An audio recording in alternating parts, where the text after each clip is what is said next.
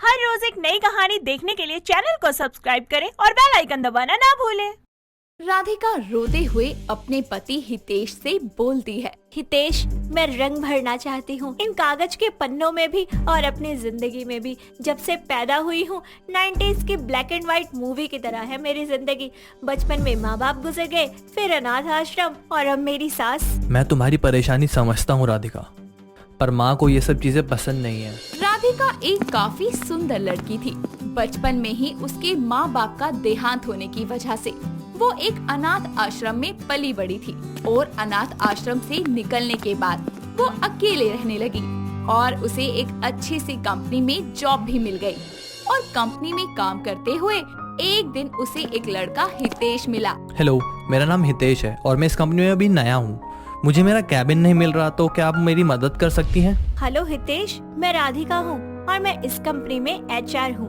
आप अपना डेजिग्नेशन और डिपार्टमेंट बता दीजिए, मैं कैबिन दिखाने के लिए पियोन को आपके साथ भेज देती हूँ। मैं इस कंपनी में as a quality parameter manager appoint हुआ हूँ। ओके सर, अभी कोई पियोन नहीं है, इसलिए मैं ही आपको कैबिन तक ले चलती हूँ। Okay fine. इसके बाद राधिका हितेश को कैबिन दिखा देती है और वापस अपने कामों में लग जाती है। ऑफिस बंद होने से जस्ट पहले हितेश राधिका को बुलाता है और कहता है, राधिका, मैं इस ऑफिस के साथ साथ इस शहर में भी नया हूँ। क्या तुम मुझे कोई फ्लैट दिलवा सकती हो? सर, शाम के 7 बज गए हैं, अब आपको कहाँ फ्लैट मिलेगा और रात भी बहुत हो गई है, आप कहाँ जाएंगे? आप एक काम कीजिए, जब तक आपको फ्लैट नहीं मिल जाता आप मेरे फ्लैट में रह लीजिए, मैं अकेली रहने दो राधिका, मैं किसी होटल में रह लूंगा, तुम खामखा परेशान होगी। सर देखिए, अगर आप होटल के लिए यहाँ से निकलेंगे तो वहाँ पहुँचने में ही आपको 4 घंटे लग जाएंगे और इस टाइम पर आपको रेंट भी बहुत ज्यादा पे करना पड़ेगा। मुझे कोई प्रॉब्लम नहीं है, आप मेरे साथ रह सकते। राधिका के काफी रिक्वेस्ट करने पर हितेश उसके साथ जाने के लिए मान जाता है और उसके साथ उसके फ्लैट में चला जाता है। उसे फ्लैट काफी पसंद आता है। राधिका उसे इशारा करते हुए कहती है, मैनेजर साहब, बाथरूम उधर है, आप जाकर कपड़े चेंज कर लीजिए, तब तक मैं खाना बना देती हूँ। ठीक है। ऐसा कहकर हितेश कपड़े चेंज करके डाइनिंग रूम में आता है, जहाँ राधिका खाना लगाकर उसका इंतजार कर रही थी। हितेश खाना खाकर सोने चला जाता है और फिर आधी रात को अचानक ही उसकी आँख खुलती है और वो वॉशरूम के लिए जाता है। वॉशरूम से आते हुए उसे राधिका पेंटिंग बनाती दिखती है और वो राधिका को टोकते हुए कहता है, राधिका सो जाओ, काफी रात हो गई है। हितेश सर, आप सो जाइए, मुझे रात में पेंटिंग बनाने की आदत है, एक यही सहारा है मेरा, मेरे अकेलेपन को दूर करने का। देखो राधिका, तुम मेरे को सर मत बोला करो, मैं उम्र में ज्यादा बड़ा नहीं हूँ और हाँ, और अकेलेपन को दूर करने का भी तरीका है। सबका अपना अपना तरीका है, तो मुझे यही पसंद है। काफी रात हो गई है, मुझे लगता है हमें सोना चाहिए। दोनों उस समय सो जाते हैं और अब वो लोग साथ साथ ही ऑफिस जाते और साथ साथ ही घर वापस आते, एक दूसरे के साथ काफी सारा वक्त गुजारते। धीरे धीरे दोनों एक दूसरे के करीब आने लगते हैं और कब एक दूसरे से प्यार करने लगते हैं ये तो उन्हें खुद भी पता नहीं चलता। और एक दिन हितेश राधिका से बोलता है, राधिका, हमें प्यार करते हुए काफी समय हो गया है, मुझे लगता है हमें शादी कर लेनी चाहिए। और मुझे ऐसा लगता है कि हमें अभी शादी नहीं करनी चाहिए, जो जैसा चल रहा है उसे वैसे ही चलने देना चाहिए। अभी मेरे बहुत सारे सपने हैं, मुझे बहुत कुछ करना है अपनी जिंदगी में। शादी कर लो मुझसे, सपने मिलकर पूरे करेंगे। नहीं हितेश, मुझे नहीं लगता कि शादी के बाद मेरे सपने पूरे हो पाएंगे।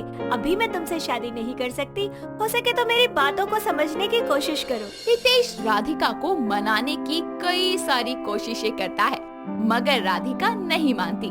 राधिका की बात सुनकर हितेश चुपचाप सो जाता है और सुबह बिना बताए घर से निकल जाता है। राधिका हितेश को ढूंढने ऑफिस जाती है, मगर अफसोस हितेश वहाँ नहीं था। तभी उसे एक कॉल आता है। राधिका कॉल को रिसीव करती है और फोन उसके हाथ से गिर जाता है।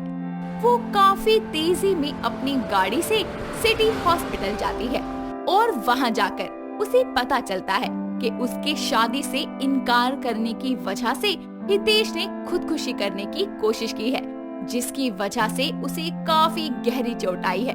और कुछ ही देर में हितेश की माँ बिमला और उसकी बड़ी बहन कीर्ति भी हॉस्पिटल आते हैं और दोनों उसके सामने गिड़गिड़ाने लगते हैं। बेटी मान जाओ ना, हितेश पागल हो गया है तुम्हारे प्यार में। नहीं माँ जी, मैं शादी से इनकार नहीं कर रही हूँ। मैं भी इनसे बहुत प्यार करती हूँ, मगर अभी शादी नहीं कर सकते। तभी हितेश की बहन कीर्ति बोलती है, मान भी जाओ राधिका, भैया आपसे काफी प्यार करते हैं, वो आपके बिना रह नहीं सकते और हमें भी आपकी शादी से कोई प्रॉब्लम नहीं है। शादी के बाद आपको कोई कुछ नहीं कहेगा, ये मेरा वादा है। मगर राधिका कुछ बोल पाती उससे पहले ही नर्स वहाँ आती है और कहती है, मैम पेशेंट किसी राधिका जी से मिलना चाहते हैं। नर्स की बात सुनकर तीनों आईसीयू के अंदर हितेश से मिलने जाती हैं, जहां खून से लथपथ हितेश बेड पर लेटी लेटी कहता है, मुझे पता था राधिका, तुम जरूर आओगी। तुम मुझसे शादी करोगी ना? जिंदगी और मौत के बीच झूलते हुए खून से लथपथ हितेश का चेहरा और उसकी माँ बहन की आंखों के आंसू देखकर राधिका शादी के लिए इस बार इनकार नहीं कर पाती। हॉस्पिटल में काफी सारे पैसे खर्च करने और खास देखभाल के बाद हितेश फाइनली ठीक हो जाता है। उसके ठीक होने के कुछ दिन बाद हितेश और राधिका शादी कर लेते हैं। शादी के बाद भी राधिका ने पेंटिंग बनाना नहीं छोड़ा। वो अब भी अक्सर रातों को जागकर पेंटिंग बनाती। उसकी ये आदत उसकी सास को नहीं पसंद थी। एक दिन बिमला ने राधिका को कहा, क्या रे करमजली, सारा दिन ये चित्रकारी ही करती रहेगी या फिर घर का कोई काम भी करेगी? बस ऑफिस से घर और ये चित्रकारी, घर में तो जैसे कोई काम ही नहीं है। पहले मेरे बेटे को अपने जाल में फंसाकर शादी कर ली और अब पूरा पूरा दिन इस चित्रकारी में लगी रहती है। माँ जी ऐसा कुछ नहीं है, मैं तो खुद अभी उनसे शादी नहीं करना चाहती थी। वो तो बस आपके आंसू और बेबसी देखकर और उनका प्यार देखकर मुझसे रहा नहीं गया, इसलिए मैंने शादी की थी। वाह, नौटंकी करना तो कोई तुझसे सीखे। पहले खुद ही मेरे बेटे को खुदकुशी करने पर मजबूर किया और अब खुद ही उसको बचाने का ढोंग कर रही है। मर जा करमजली, कहीं चुल्लू भर पानी में डूब कर मर जा डायन। अपनी सास की बातें सुनकर राधिका रोना शुरू कर देती है और कुछ ही देर में हितेश भी घर आता है और राधिका रोते हुए अपने पति हितेश से बोलती है, हितेश मैं रंग भरना चाहती हूँ इन कागज के पन्नों में भी और अपनी जिंदगी में भी। जब से पैदा हुई हूँ 90s की ब्लैक एंड व्हाइट फिल्मों की तरह मेरी जिंदगी बीत रही है। बचपन में माँ बाप गुजर गए, फिर अनाथ आश्रम और अब मेरी सास। मैं तुम्हारी परेशानी समझ सकता हूँ राधिका, मगर माँ को ये सब चीजें पसंद नहीं है। देखो हितेश, मैं इसी वजह से तुमसे शादी नहीं करना चाहती थी। मुझे पता था कि कुछ ना कुछ ऐसा जरूर होगा, लेकिन फिर जब वो तुम्हारे साथ बुरा हादसा हुआ, उसकी वजह से मैंने तुमसे शादी की थी। तुम ही बताओ मैं क्या करूं? मैं क्या कहूँ, तुमने ही तो कहा था कि अब मेरे सपने पूरे करने की जिम्मेदारी तुम्हारी है, तो अब तुम उस जिम्मेदारी को निभाओ। राधिका की बात सुनकर हितेश एक अलग फ्लैट खरीदता है और अपने घर से अलग हो जाता है। अब हितेश और राधिका खुश हैं।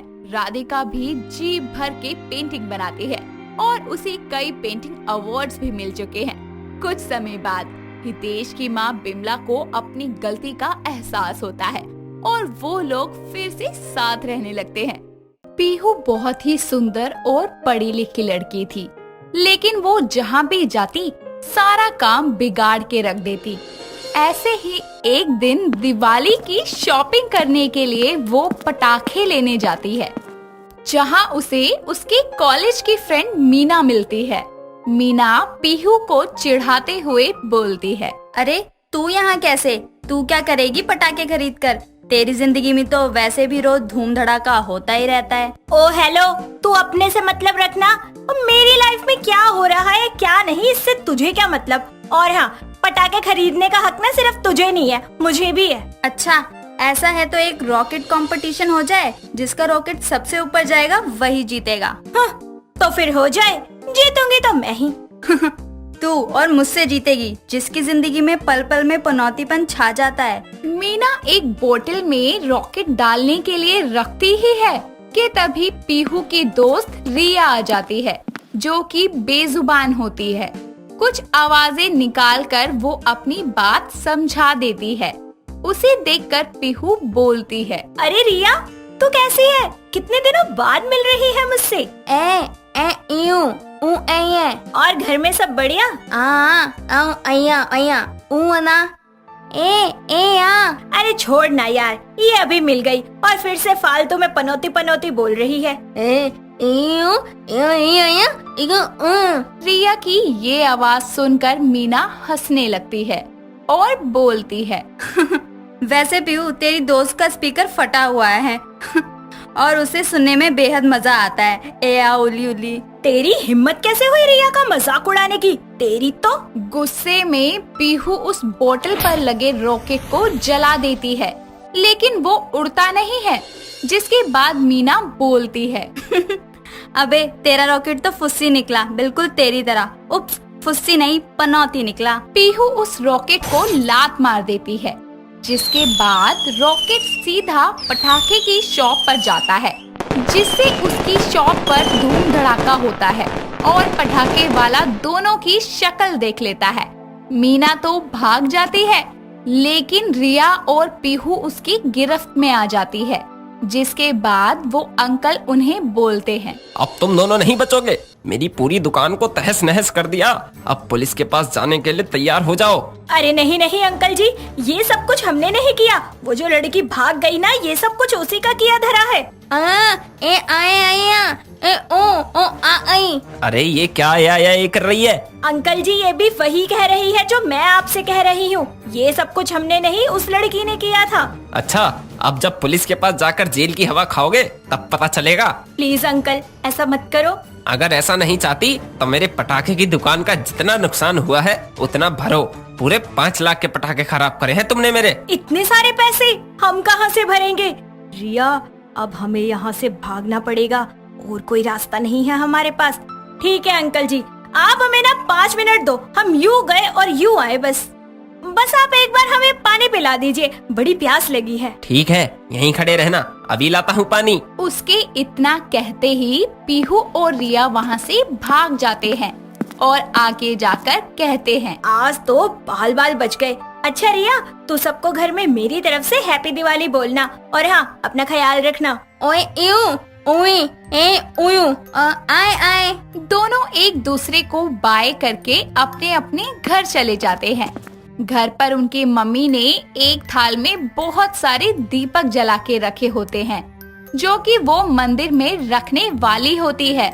तभी पीहू आती है और खुश होकर बिना टेबल को देखे उस पर हाथ रखती हुई बोलती है, माँ आज आपने खाने में क्या स्पेशल बनाया है? वो इतना बोलती ही है कि उसके हाथ लगने से टेबल पर रखी दीपक की थाली गिर जाती है और शोर सुनकर उसकी माँ ममता आती है और बोलती है, हे भगवान, ये लड़की क्या करती है? सारे घी के दीपक खराब कर दिए मेरी तो दिवाली की पूजा असफल हो गई, पनौती कहीं की। ममता की कड़वी बातें सुनकर पीहू उदास होकर अपने कमरे में चली जाती है और खुद से बोलती है, क्यों भगवान, आखिर आप बार बार मुझे ये एहसास क्यों दिलाते हो कि मैं एक पनौती हूँ? जहाँ जाती हूँ सबका काम बिगड़ जाता है। अरे मैंने आपका क्या बिगाड़ा था? बस एक रिया ही है जो मुझे समझती है। जा रही हूँ मैं उसी के पास। ये बोलकर वो रिया के पास जा ही रही होती है कि रास्ते में उसे एक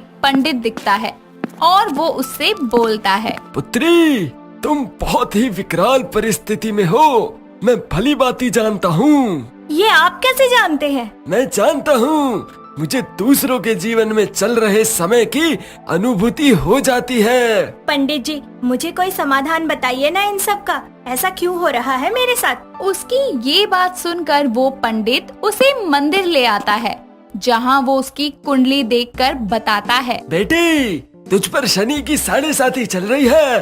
तेरी ये परेशानी 1 महीने में खत्म हो जाएगी। तो कोई तो उपाय होगा ना ये सब खत्म करने का? हाँ, एक उपाय है।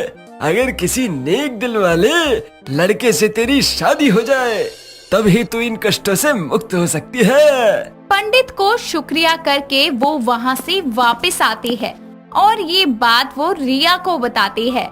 जिसके बाद रिया बोलती है, आए। सच में गोपाल? हाँ वो सुंदर भी है, मुझे पसंद भी है, पर पता नहीं वो मुझसे बात करेगा भी या नहीं। उससे बात करूं जाकर? रिया की ये बात सुन वो एक नदी के किनारे आकर बैठती है और सोचने लगती है। तभी उसकी नजर नदी में डूब रहे इंसान पर पड़ती है और वो बोलती है, अरे ये तो गोपाल है, मुझे तुरंत इसे बचाना होगा। इतना बोलकर वो उसे बचाती है और उसे अपने दिल की बात बोलती है। गोपाल उसे हाँ कर देता है, बिना ये जाने कि पीहू अभी एक पनौती भरे टाइम से गुजर रही है। कुछ दिन दोनों साथ में समय बिताते हैं और मजे की बात ये है कि जब से उसे गोपाल मिला था उसके साथ कोई गड़बड़ नहीं हो रही थी। देखते ही देखते दोनों को एक दूसरे से प्यार हो जाता है और दोनों बहुत जल्द शादी कर लेते हैं। शादी करके जैसे ही पीहू घर में प्रवेश करती है, उल्टे पांव से कलश पर किक मारती है और कलश सीधा जाकर उसकी सास विमला के सर पर लगता है और वो चिल्लाकर बोलती है, अरे मोरी मैया, गिर गए हम कृष्ण कन्हैया। अरे राम, मार डाला मुझे, बहू ने आते ही फोड़ डाला मुझे। सॉरी मम्मी जी, माफ कर दीजिए, गलती से जोर से किक कर दिया मैंने। ऐसे ही समय बीतता है और एक दिन पीहू घर की सफाई वैक्यूम क्लीनर से कर रही होती है, जो कि उसने कभी यूज नहीं किया होता। वो साफ कर ही रही होती है कि गलती से वो फास्ट मोड में चला जाता है और उसके बाद जो भी चीज उस वैक्यूम क्लीनर के आगे आती वो उस क्लीनर से चिपक जाती। तभी वहाँ उसकी सास विमला आती है और उसके हाथों से चाबियों का गुच्छा नीचे गिर जाता है और जैसे ही चाबियां वो उठाने लगती है तभी उसके गाल से वैक्यूम क्लीनर चिपक जाता है, जिसके बाद उसकी सास चिल्लाती है, अरे मोरी मैया, मैं तो चिपक गई कृष्ण कन्हैया। अरे बचाओ बचाओ मुझे। क्या करूं? गोपाल जी जल्दी आइए, माँ जी वैक्यूम क्लीनर से चिपक गई। पीहू की आवाज सुनकर भागा भागा गोपाल आता है और उसका स्विच ऑफ कर देता है, जिसके बाद बड़ी मुश्किल से विमला बचती है। पीहू विमला से माफी मांगती है और अगले दिन उसी पंडित के पास जाकर अपने 7.5 खत्म होने की पूछती है। पुत्री, तेरी 7.5 आज समाप्त हो गई, क्योंकि तेरी शादी एक अच्छे से वर से हो गई है। अब तेरी जीवन में खुशियाँ ही खुशियाँ होंगी। पीहू उस पंडित का शुक्रिया करके वापस आती है। कुछ दिन बीतते हैं और अब पीहू के साथ कोई भी पनौती का काम नहीं होता और वो कोई भी गलती भी नहीं करती, जिसके बाद वो खुशी खुशी रहने लगती है। दोस्तों, अगर आपको ये कहानी पसंद आई तो इसे लाइक करें, शेयर करें और कमेंट करके बताएं कि कहानी में आपको सबसे अच्छा क्या लगा।